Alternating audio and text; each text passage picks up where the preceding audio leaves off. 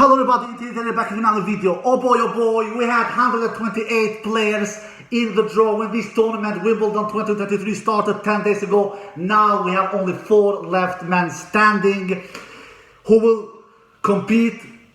Two of these 4 will go to the final. Who are those 4 who are left men standing? And that is of course Novak Djokovic, Carlos Alcaraz, Daniil Medvedev, and Jannik Sinner.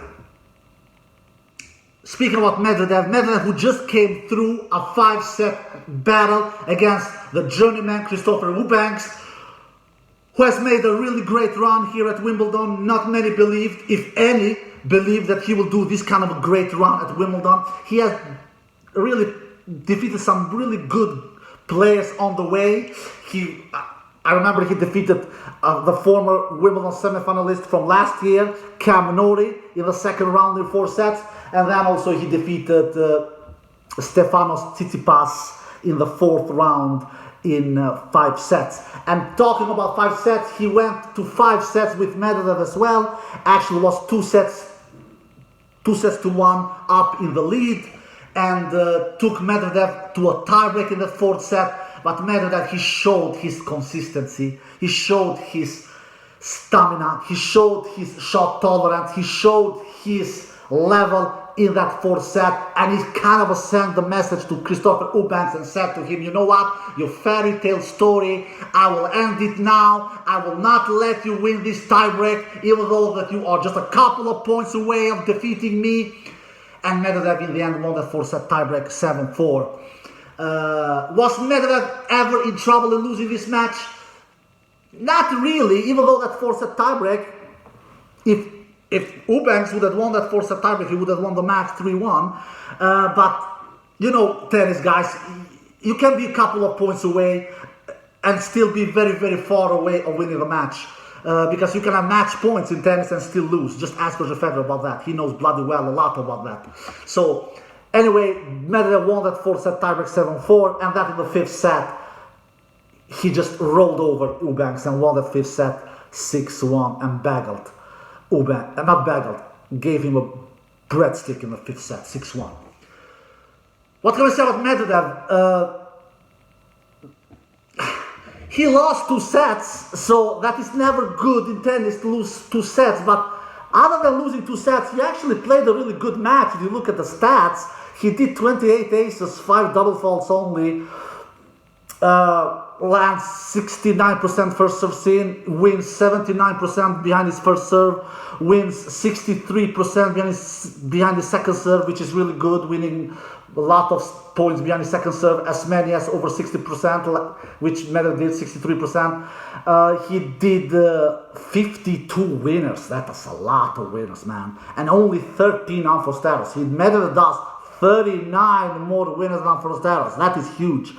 And talking about winners and Unforced, in the 1st set, Medvedev did only 1 Unforced. He did 16 winners and only 1 Unforced in the 1st set.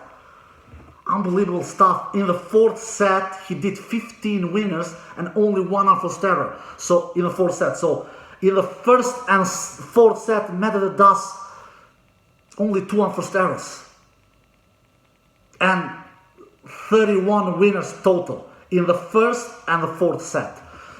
So Medvedev's best sets was, if you look at the winners and Unforced stat, was the 1st and the 4th set.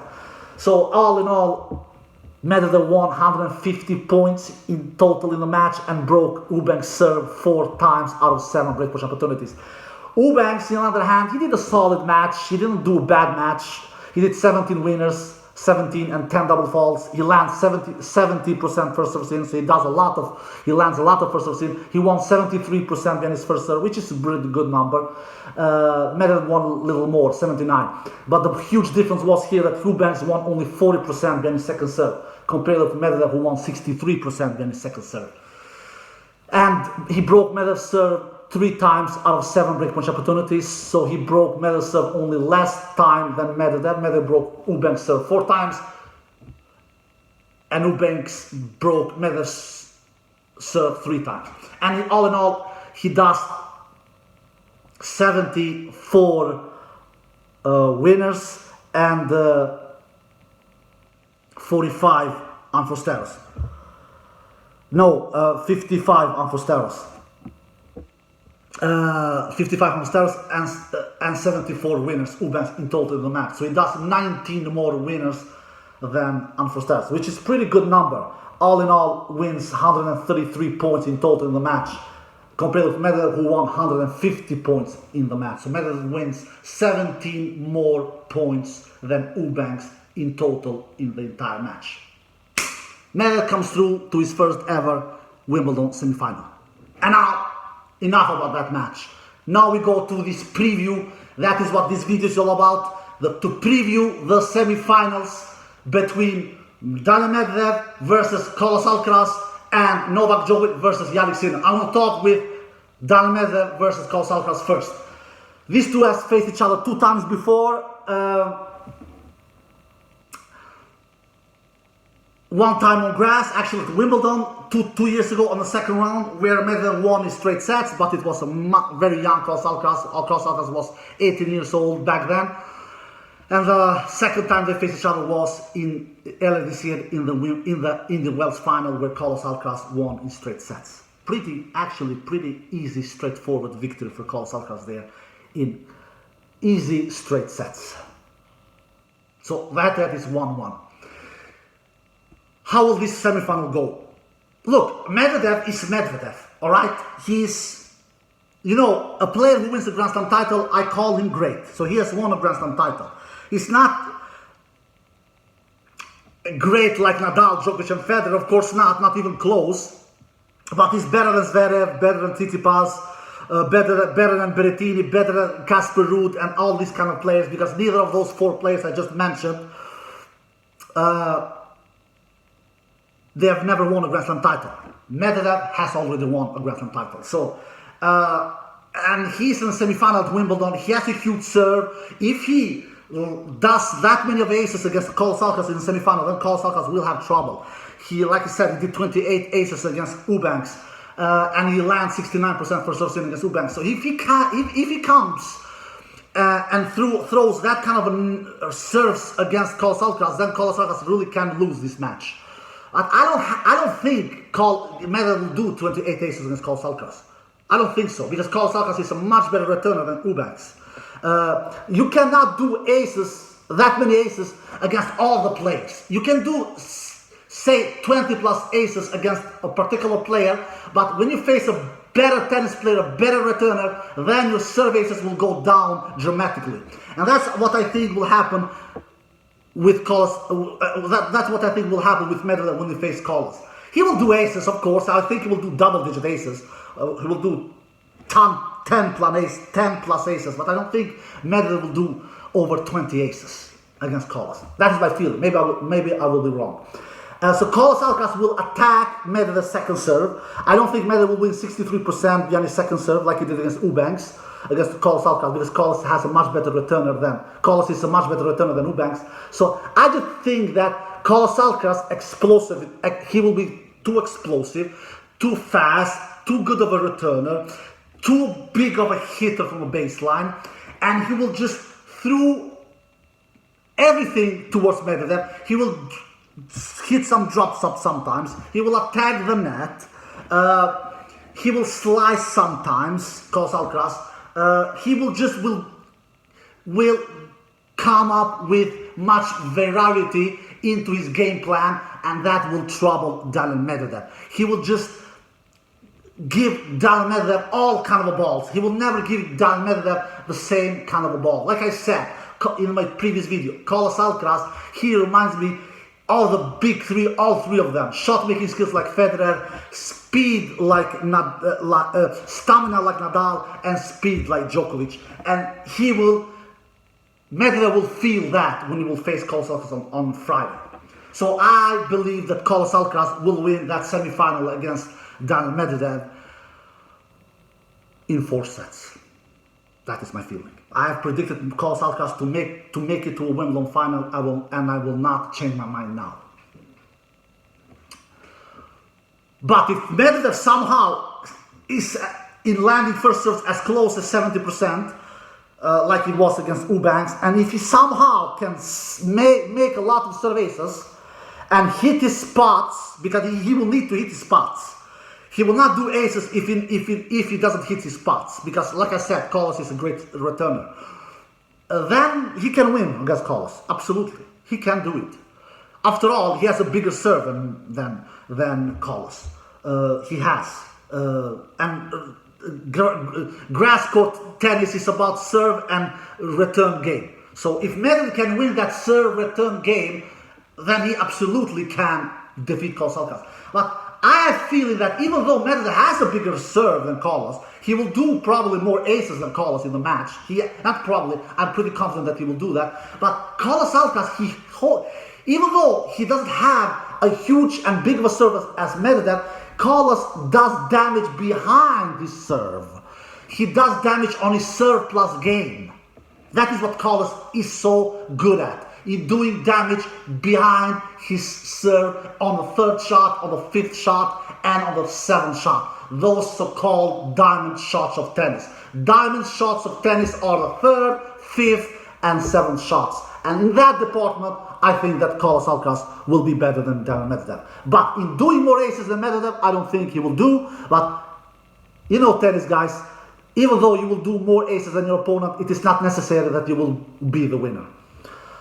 So I believe that Carlos Alcaraz will be the winner, despite that he will do less aces than Medvedev. And I think that Carlos will win in 4 sets. He just has the whole package, Carlos Alcaraz. Forehand, backhand, return, serve, speed, net game, slice, drop shots, everything. He has the entire repertoire. And that is not the case with Medvedev. Medvedev has a huge has a huge serve, has a huge backhand. Medvedev's forehand is not superior. It is good. He has improved that shot, but it is not superior. His returns are good, as mostly on hard courts, but his returns are not superior on grass. So I feel that Carlos Alcaraz will bring his A game more than what Medvedev will do on Friday, and that's why I believe Carlos will win in 4 sets. All right, that was the first semifinal preview. Now my second semifinal preview is between Novak Djokovic and Jannik Sinner. This matchup I predicted that will happen before this tournament started. Of all these 4 semifinalists, I actually predicted 3 of them to be here. Djokovic, Sinner, and Carlos. The only player I didn't believe will make it this far was actually Medvedev. Because Medvedev has actually not been that super good on majors this year. Like he lost the 3rd round at the Open against Korda, and he lost the 1st round at French Open last month. So I didn't believe that Medvedev will make it this far, like Wimbledon semifinals. But all credit to Medvedev, he proved me wrong. But these other 3, Carlos, Sinner, and Djokovic, I expected them to be here. And now we are here on this match between Djokovic and Sinner. The head-to-head is 2-love to Djokovic. Sinner has never defeated Novak Djokovic in 2 previous meetings. They have faced each other 1 time on grass before, and that only time that they have faced each other on grass was at last year's Wimbledon quarterfinal. Like we all remember, where Jannik Sinner was the player who pushed Novak Djokovic the most, where Jannik Sinner was the player who gave Novak Djokovic the biggest run for his money when he was 2 sets to love up in the lead. But Djokovic, he showed his consistency, his winner mentality, his never giving up mentality, his shot tolerance, his skills, and won and changed that match and turned that match around and won that battle in 5 sets after coming back from 2 sets to love down against Jannik Sinner. Now we have the rematch. But this time around, it is a semi-final stage, not quarter-final stage like last year. Like I've said in previous videos, Jannik Sinner is the second player who can threaten Novak Djokovic the most. After Carlos Alcaraz, Jannik Sinner is the second player. Well, the reason to that is he is a big hitter from both wings. To have chances with Djokovic, like I've said in previous videos, you need to be even good on both wings. You cannot be superior in one wing, like Berrettini with forehand, and horrible in the other wing, like Berrettini with his backhand. No. You cannot be like that, because if you are that, you're toast. It's simple as that. Because Djokovic, you cannot have holes against Djokovic. You need to be complete. like Carlos Alcaraz is. That's why Carlos Alcaraz always has chances in defeating Novak Djokovic, no matter surface. Jannik Sinner is not Carlos Alcaraz, but he's bloody good as well. He is pretty good from both wings, forehand and backhand. He has improved his serve a lot. He does a lot of serve aces nowadays. He does a really good job in his serve plus game in the third, fifth, and seventh shot after he lands his first serve. He does really good job on the diamond shots of tennis, third, fifth, and seventh shot, and puts away a lot of balls and does a lot of winners. He can handle Djokovic from the baseline. Absolutely, he will not be afraid in going in a long exchange from Djokovic because he's such a clean ball striker. He hits the ball big, heavy, hard. So he will have a lot of chances in hitting through Novak Djokovic in this fast surface like grass is, because grass is one of the most fastest surface we have in tennis. I still don't think it is as fast as Melbourne, Australian Open. I still think Australian Open is faster than Wimbledon, but for sure Wimbledon is faster than French Open and US Open. So Jannik Sinner will have a lot of chances in hitting through Djokovic a lot with his heavy hitting from baseline. So he will not be afraid in going toe to toe with Djokovic from the baseline. But the key for Jannik Sinner, because Jannik Sinner is the underdog, everybody who faced Djokovic at Wimbledon are the underdogs, according to me. The key for Sinner is to hit a lot of first serve sin. He landed only 55% first serve sin in his quarterfinal match against Safulin. He needs to be landing more first serve sin than that. It will not be enough with 55% first serve sin against Djokovic, because Djokovic is not Safulin. No, Sinner will not win 90% on his first serve with 55% landing first serve sin, like he did against Safulin in the quarters. No, forget that. And the same thing happened last year when Sinner lands only 54% first serve sin against Djokovic in last year's quarterfinal match at Wimbledon. No. He needs to be over 60% to have chances here. If he is between 60 to 63, 64%, then definitely he can win 1 or 2 sets against Djokovic. Yeah, absolutely. If he is over 65% in landing first serve sin, Jannik Sinner, he can upset Djokovic, because after landing the first serve sin, this is a fast surface. He will have all the chances to put away the ball with both forehand and backhand, because he has such a great ground strokes with both wings. So that will be a key for Jannik Sinner. Other key is to return good. He needs to, because grass court tennis is about serving good and returning good. You need to have both. You cannot have only one, like Hurkacz had with Djokovic in the 4th round. He was serving like a beast, but he was returning like an amateur. Jannik Sinner cannot do that mistake. He needs to serve good and return good against Djokovic. This is not an easy task, absolutely, but it is not an impossible task. Like I said in my previous video, Djokovic is not as impossible to defeat at Wimbledon like French Open is, like Nadal is at French Open. So, what does Djokovic need to do? Djokovic just needs to have a good start. He cannot have a same kind of bad start like he had against Jannik Sinner in last year's Wimbledon quarterfinal when he was 2 sets to love down. Djokovic needs to get out strong from the blocks, because Jannik Sinner is a better player than 1 year ago. He's serving better, in my opinion, than 1 year ago. He is physically better than 1 year ago. He can hang in with Djokovic for several hours, 4 hours, 5 hours, and he will not get exhausted. That's what I feel with Jannik Sinner. Jannik Sinner from today, compare that Jannik Sinner from 1 year ago.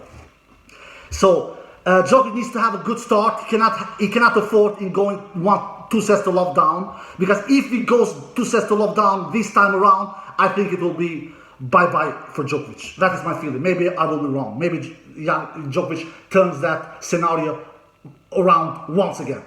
So that will be a key for Djokovic. And another key is, of course, serving good, like it is always in tennis, and of course returning good, and also hanging in with Sinner from the baseline. And especially Djokovic needs to have good length, because against a heavy hitting player like Sinner, you cannot have short ball, because if Djokovic somehow is short with his ground strokes, Jannik Sinner will club that ball. he will do a bunch of winners. So Djokovic's key will be having a good start, serving good, returning good, and of course having good length on his shots, so Jannik Sinner cannot blast the ball with his heavy hitting. With all this said, I still think Djokovic will be too heavy, too consistent, too solid. The serve, the return dynamic will be a big key here, and I think that Djokovic will win that serve return battle here. He will serve better than Jannik Sinner, and he will return better than Jannik Sinner, and in the end, that will be the big key who will win this semi-final. And I think that Djokovic, after serving better, after returning better than Sinner, he will win.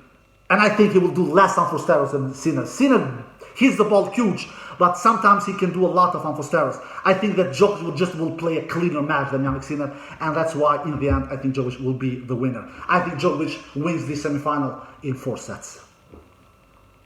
And I think we will have a Wimbledon final between Novak Djokovic and Carlos Alcaraz, exactly like I said 10 days ago before the Wimbledon started, and I am still holding to that prediction. Can Medvedev and Sinner face each other in semi-final? Yeah, it can happen. It will not be a miracle if both Djokovic and Sinner loses. Or can one of these two lose? Djokovic lose against Sinner and Carlos Alcaraz win against Medvedev, and Sinner and Carlos Alcaraz face each other. Yeah, that can happen as well. Can we have the other scenario as well? Djokovic winning against Sinner and Medvedev winning against Carlos, and have a final between Medvedev and Djokovic instead. Yeah, all these scenarios are possible, but the most likely scenario and the predicted scenario I am predicting here is that we will get a Wimbledon final between Novak Djokovic, the world number 2, versus against Carlos Alcaraz, the world number 1. So that will be the Wimbledon final 2023. Alright guys, I hope you enjoyed the video. If you did, give it a thumbs up, subscribe, see you next time, peace!